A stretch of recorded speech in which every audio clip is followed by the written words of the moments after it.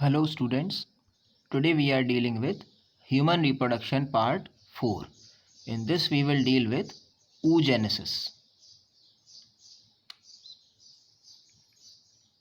Now in this flowchart we can see first oogonia. So oogonia are the mother cells. They undergo mitosis and form primary oocytes. The primary oocytes undergo first meiotic division and they form secondary oocyte. After that, secondary oocyte transforms into ovum. In this process, we can see that the primary oocyte, when it changes into secondary oocyte, it divides unequally. So, the secondary oocyte is formed along with a first polar body. So, polar body does not form egg. After that, when the secondary oocyte again divides to form egg, it forms a second polar body which degenerates and it is of no use. In this left hand side we can see the number of chromosomes. So there are 46 chromosomes in the oogonia. Then in the secondary oocyte, when the first meiosis division is completed, there are 23 chromosomes or haploid chromosomes, and after that when the ovum is formed, it also has haploid chromosomes because it is the gamete. In this diagram we can also see that the oogonia undergo mitosis during the fetal life of the child. So while in male it was taking place at puberty, in female it takes place or starts at the fetus stage, when the female is in the fetal stage. And after birth, childhood and puberty, the first meiotic division is completed. And in the adult reproductive life, the ovum is formed. So oogenesis takes place, we can see that, for a long time. Fetal life, then puberty, and then adult life. So the process is completed after a long time.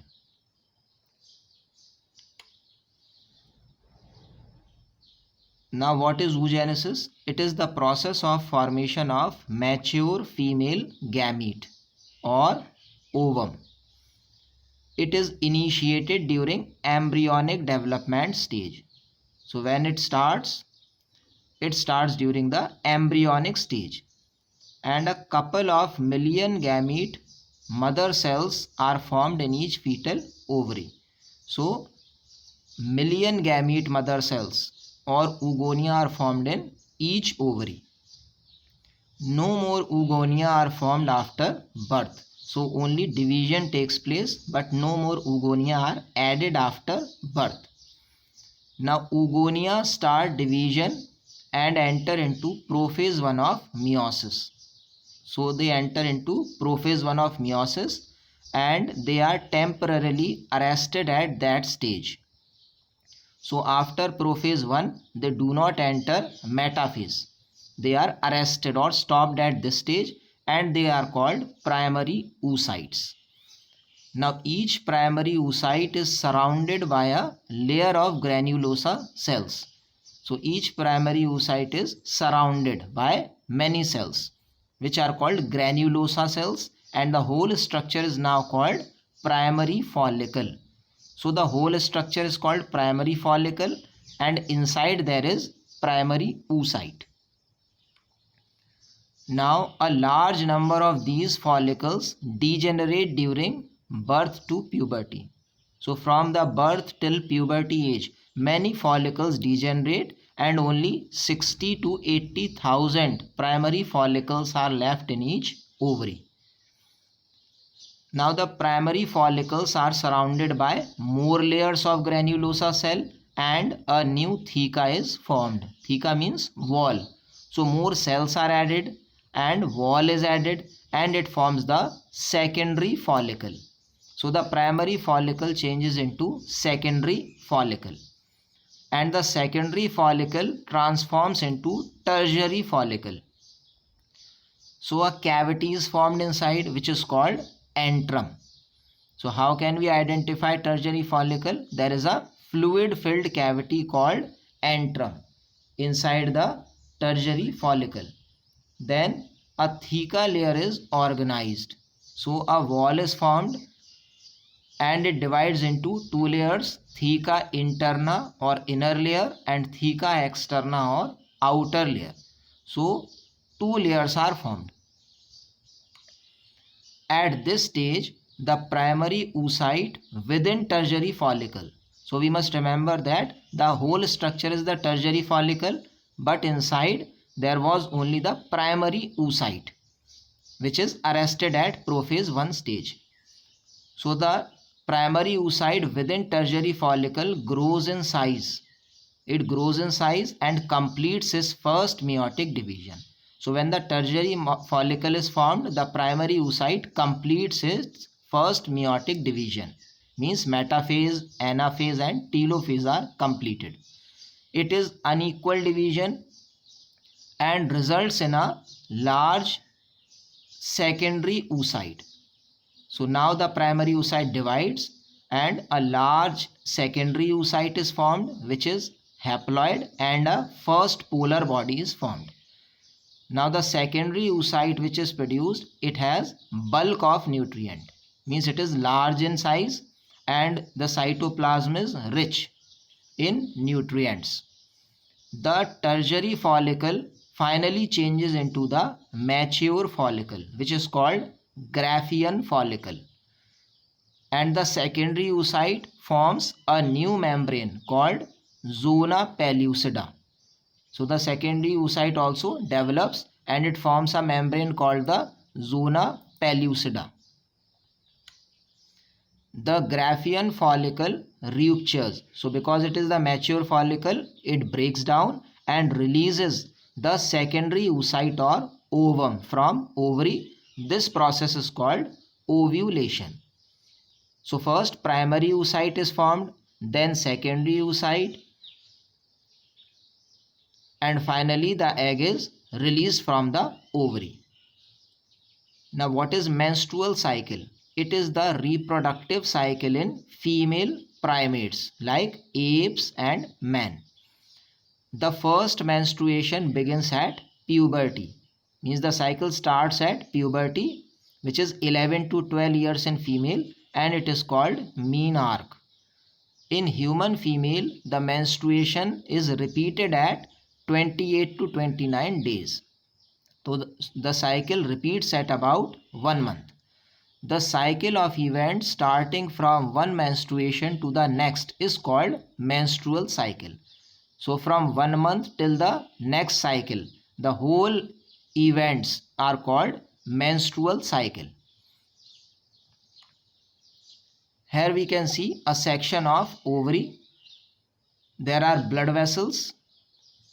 We can see red one are arteries and blue are veins. Then primary follicle. It changes into layers. We can see layers are added. It is secondary follicle. Then tertiary follicle showing the antrum. Finally Graafian follicle, which is the mature follicle, and it bursts to release ovum. And after that the body which remains, it is called corpus luteum, and its function is endocrine because it produces hormones. One ovum is released during the middle of each menstrual cycle. So during the middle of menstrual cycle, which is the 14th day, one ovum is released. The major events of menstrual cycle are, there are three major events. The first is menstrual phase, then the follicular phase in which the follicles mature. It is also called proliferative phase. Proliferation means division.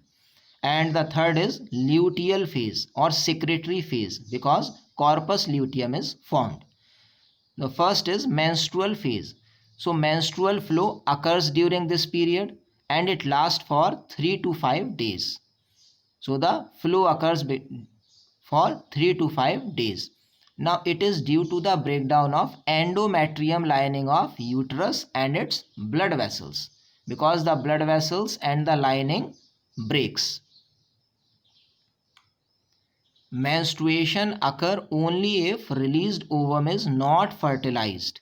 So menstruation occurs if ovum is not fertilized. If it is fertilized, then menstruation stops and the ovum is attached, because it forms zygote. Lack of menstruation may indicate pregnancy, but it may also be due to stress or poor health. So there are other conditions also in which menstruation may be absent. Now the second phase is follicular phase. In this, the primary follicle grows to become Graafian follicle. The endometrium lining of uterus, it regenerates through proliferation. So cells divide and it regenerates. These changes are due to level of hormones. So they are controlled by hormones from pituitary as well as ovary. Now the secretion of gonadotropins.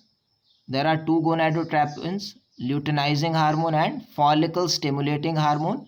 Their secretion increases and it stimulates follicular development as well as secretion of estrogen by follicle. So follicle releases estrogen. The luteinizing hormone and follicle stimulating hormone attain a peak level in the middle of cycle, that is 14th day. So when ovulation takes place, the luteinizing hormone and FSH, they are at the maximum level. This is also called LH surge. Surge means increase. And the Graafian follicle ruptures, causing ovulation. The last phase is luteal phase, in which the remaining part of Graafian follicle transform as corpus luteum, because the egg is released and the body remaining is called follicle, Graafian follicle, and it transforms into corpus luteum. Now the corpus luteum secretes large amount of progesterone. So because it is endocrine in function, it produces progesterone, which is essential for maintenance of endometrium. So it is essential for maintaining the inner lining, for implantation and pregnancy. In absence of fertilization, corpus luteum degenerates. So if fertilization does not take place, the corpus luteum degenerates or breaks down. The endometrium disintegrates, leading to menstruation and marks a new cycle.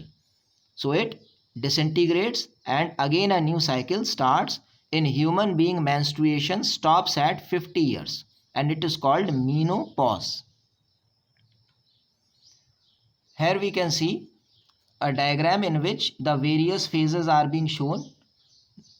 The upper part is pituitary hormone level. So we can see follicle stimulating hormone and luteinizing hormone. Their level is maximum at which day? At the 14th day. Then ovarian hormones.